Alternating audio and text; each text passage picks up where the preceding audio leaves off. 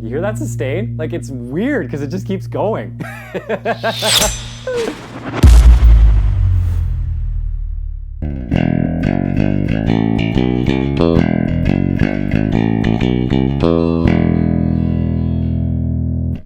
Hey everybody, Brandon Ziola here with the Dingraw D-Rock 4-string standard.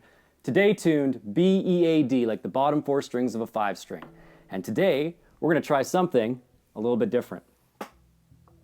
Now, if you've never stuck a capo on your bass, you should really give it a try. A lot of artists use something like this in the studio. For example, Paul McCartney used to take his Hofner 4-string, tune it down a step or two, and then slap a capo on to give a really tubby, thick feel to a couple different recordings. One thing I forgot to mention is I prefer to use the capo upside down. That way I can adjust it with my right hand. Anyways, let's get back to the fun stuff. Let's get a really warm, tubby Hofner sound out of this. Do something like...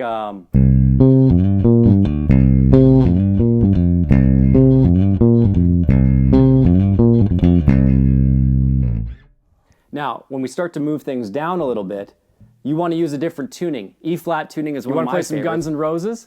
Slap it on capo 4 for E-flat tuning. Put your pickups on the bridge and middle pickups. Grab your big pick and let's try it. Let's duff out.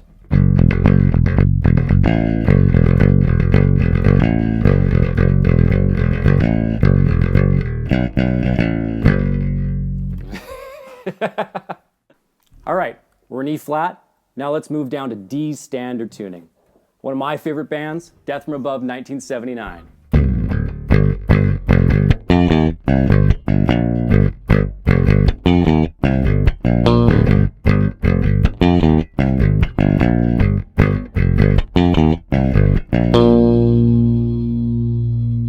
You hear that sustain? Like, it's weird because it just keeps going. From D standard, let's go down to C sharp.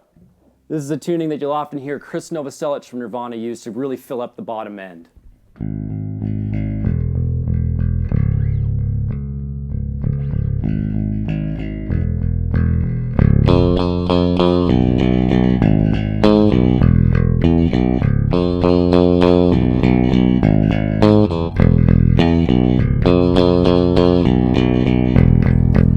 Hey guys, one thing I forgot to mention is I prefer to use the capo upside down. That way I can adjust it with my right hand. Anyways, let's get back to the fun stuff.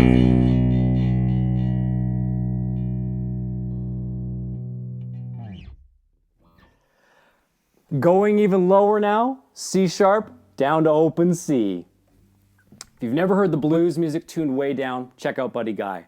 Buddy Guy started down tuning after he heard Jimi Hendrix move from E standard to E flat, and he decided to go even lower. So let's see what this sounds like in C standard.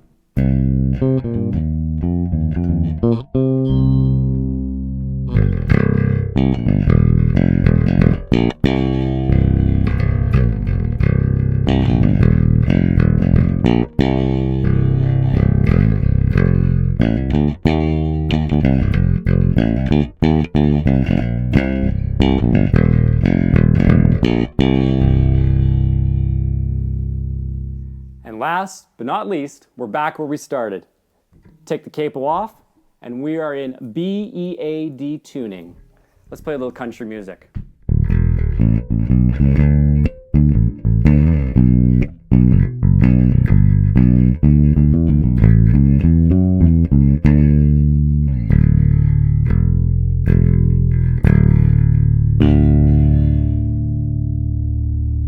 All right, you've heard how it sounds. Now let's talk about why it works. There's a couple really cool things that happen when you put a capo on your bass. The first thing is, of course, we're changing the scale length.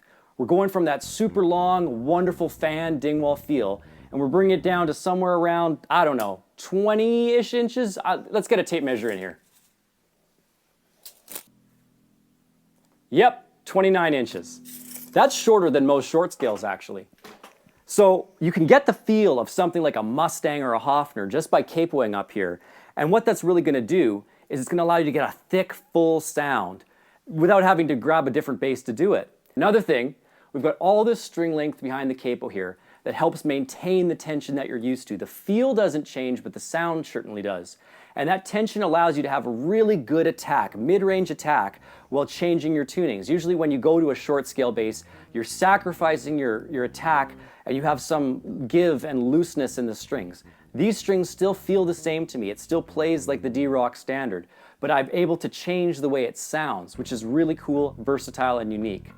The other thing is simply, you're going to get a lot more gigs this way. With one bass, you can change tunings into any number of tunings or styles that you would be hired to do.